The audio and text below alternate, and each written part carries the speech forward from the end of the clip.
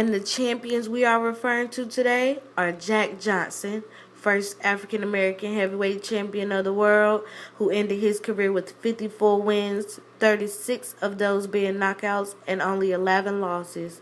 And the well known Joe Louis, second African American heavyweight champion of the world, who held the title for 12 years.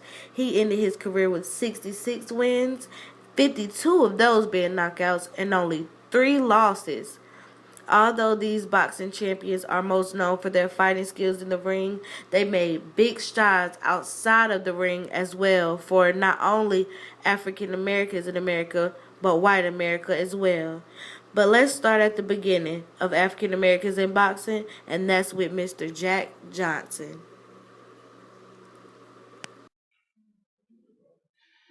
Jack Johnson was born March 31st, 1878 in Galveston, Texas, the second child of Henry and Tina Johnson, former slaves who raised 6 children and taught them how to read and write. Jack Johnson was the first black boxer to win the heavyweight championship of the world. Johnson is considered by many boxing observers to be one of the greatest heavyweights of all time.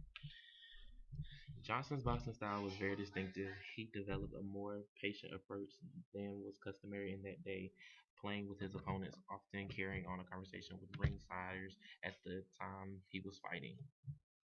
Johnson made his debut as a professional boxer on November 1st, 1898, in Galveston, Texas, when he knocked out Charlie Brooks in the second round of a 15-round bout for what was billed as the Texas State middleweight title.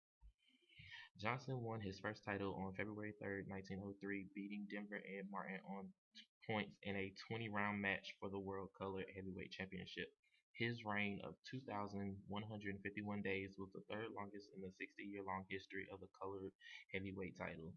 At the height of his career, the outspoken Johnson was targeted by the press for his flashy lifestyle and for having twice married white women. One of these marriages he was even arrested for. He further offended white supremacists in 1910 by knocking out former champion James J. Jeffries, who had been induced to come out of retirement as a great white hope. The Johnson Jeffries bout, which was billed as the fight of the century, led to nationwide celebrations by African Americans that were occasionally met by violence from whites, resulting in more than 20 deaths across the country. This win caused him to be the world heavyweight champion. On June 10th, 1946, Johnson died in a car crash on U.S. Highway 1 near Franklinton, North Carolina. He was inducted into the Boxing Hall of Fame in 1954, 8 years after his death. Joseph Louis Barrow, born May 13, 1914, in Lafayette, Alabama. By 1934, he held the National Amateur Athletic Union light heavyweight title. He finished his amateur career with 43 knockouts in 54 matches.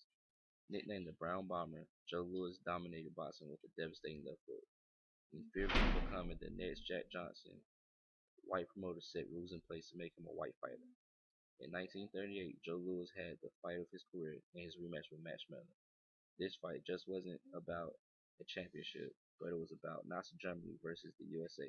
This forced white America to cheer for a black man because Schmeling was not only a supporter of Adolf Hitler, but he was a German himself. Joe Louis knocked him out in the very first round, which makes the first time in history the heavyweight title changed hands in the first round of the fight. Joe Louis joined the Army in 1942 after his stint in the military. After his stint in the military, the government charged him with tax evasion, which made him come out of retirement to fight Rocky Marciano at the age of 37. Joe Louis was knocked out by The Rock in the eighth round at Madison Square Garden. Joe Louis died in 1981 due to cardiac arrest.